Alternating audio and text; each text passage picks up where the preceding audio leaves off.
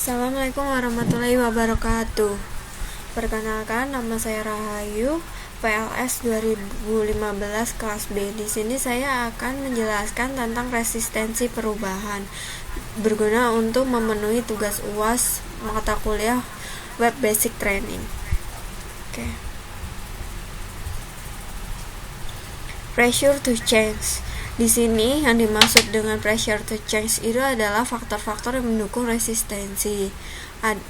Salah satunya yaitu market dynamic, hyper competition, fashion, reputation, dan credibility, growth, dan power and political. Resistensi itu dapat mendorong sebuah perubahan dan menggagalkan sebuah perubahan.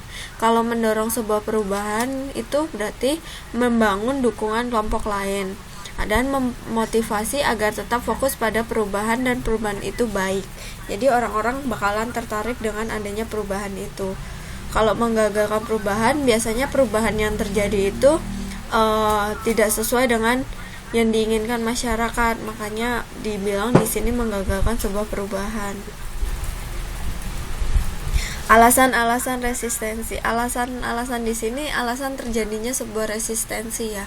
Ada alasan eksplisit, yaitu tidak cukupnya anggaran, bertentangan dengan hukum, tidak ada inisiatif, tidak ada dukungan, Alasan implinsifnya yaitu belum terbiasa, takut sesuatu tidak jelas, meragukan manfaat, kepentingan pribadi, tidak suka tantangan. Kategori resistensi di sini dibedakan menjadi dua, yaitu resistensi aktif. Pertama, tidak berperan dalam perubahan. Kedua, menggalang opini sebaliknya. Ketiga, melakukan protes dalam berbagai bentuk.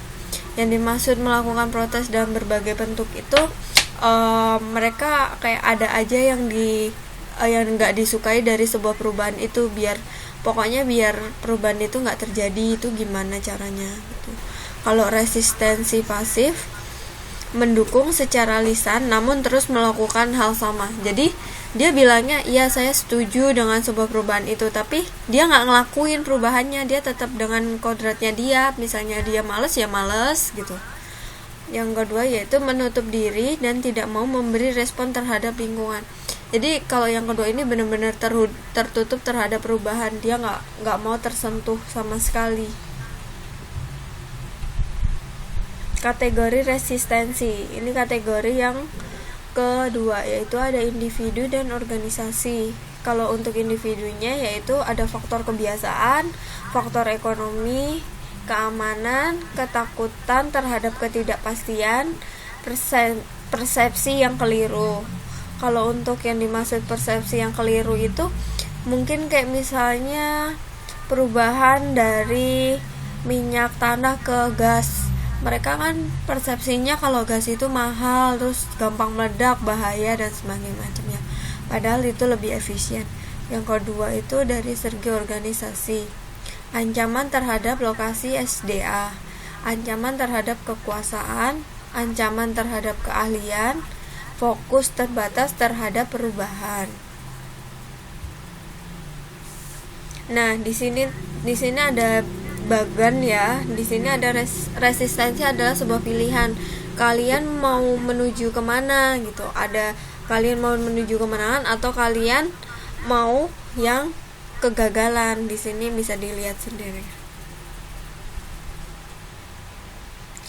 Nah, di sini ada skenario resistensi, yaitu tadi kan yang pertama tadi udah tuh yang paling pertama banget.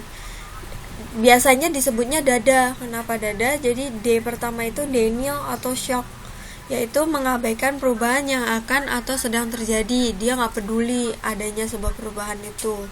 Yang kedua anger, dia merasa marah terhadap perubahan itu. Dia gak terima, jadinya dia kayak menghasut orang untuk gak suka juga. Yang ketiganya depression, individu mengalami peningkatan emosi. Depresi yang di sini mungkin yang dimaksud itu karena nggak bisa nerima ya dengan semuanya perubahan, jadi dia kayak nggak bisa ngikutin, jadinya kayak lebih terbelakang gitu sih kalau bahasa kasarnya. Yang keempat, acceptance, yaitu individu mau menerima realita dan berusaha menjalaninya. Nah, yang keempat inilah yang dimaksud mendukung sebuah perubahan. Jadi dia mau nerima perubahan itu dan dia mau ngejalani sebuah perubahan itu. Yang di sini ada strategi atau pendekatan resistensi. Ada pertama, ada pendidikan dan komunikasi. Kedua, ada partisipasi dan pelibatan. Ketiga, ada fasilitasi dan kedua tadi ada partisipasi dan kelibatan. Ketiga, ada fasilitasi dan dukungan. Keempat, ada negosiasi dan persetujuan. Kelima, manipulasi dan kooptasi. Keenam, ada ancaman baik nyata maupun terselubung. Tahu kan maksudnya yang terselubung itu gimana? Kayak yang gak langsung tapi itu adalah bentuk ancaman gitu. Nah, ini yang terakhir, konsensus sebagai kunci. Jadi ini kunci untuk mendukung sebuah resistensi perubahan, yaitu bangun visi dan pahami bersama. Jadi visinya itu apa perubahan ini? Kalau perubahan visinya baik buat kalian, boleh kalian ikutin. Tapi kalau perubahan itu nggak baik buat kalian, ya jangan diikutin gitu. Yang keduanya, hormati kesepakatan, jangan keluar dari kelompok. Misalnya perubahan itu terjadi dalam sebuah kelompok, kalian harus ikutin aturan yang ada di situ, nggak bisa kalian menentukan sendiri gitu. Ketiga, jaga komitmen secara berjenjang. Jadi kalian harus tetap berhubungan sama relasi kalian atas perubahan itu. Jangan terus nanti pas kalian udah bisa terus sendiri gitu, sedangkan temennya masih ada yang tertinggal gitu. Yang keempat, saling mengingatkan. Keenam, komunikasi. Ketujuh, hilangkan prasangka dan jangan melankolis. Maksudnya jangan berpikir jelek dulu atas perubahan itu. Ya, sekian yang dapat saya jelaskan. Ada yang mau bertanya? Ada Olivia, ada Stefani, ada Dina. Dina Syara bertanya, komunikasi seperti apa maksudnya? Yang di konsensus.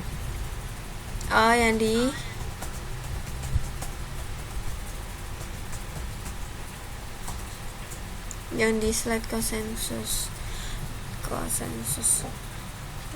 Jadi komunikasinya itu kayak jadi menjalin sebuah hubungan. Misalnya perubahan itu terjadi dibuat oleh pemerintah misalnya terus diturunkan ke kepala desa, diturunkan ke RT gitu. Jadi kita warga yang nggak tahu apa-apa tuh komunikasi ke RT harusnya gimana, terus sebaiknya kita harus kayak gimana gitu. Jadi saling komunikasi biar nggak terjadi miskomunikasi. Terus Olivia bertanya, kalau misalnya dalam konsensus salah satu tidak ada poin tersebut gimana?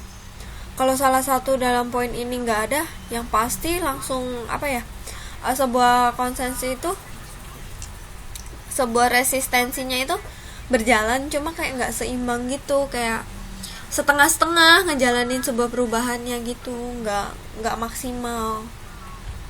Ada yang mau nanya lagi atau ada yang belum di ngertiin?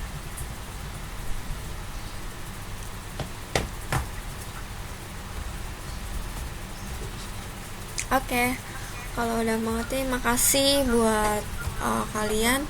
Sekian presentasi dari saya, kurang lebihnya mohon maaf. Wassalamualaikum warahmatullahi wabarakatuh.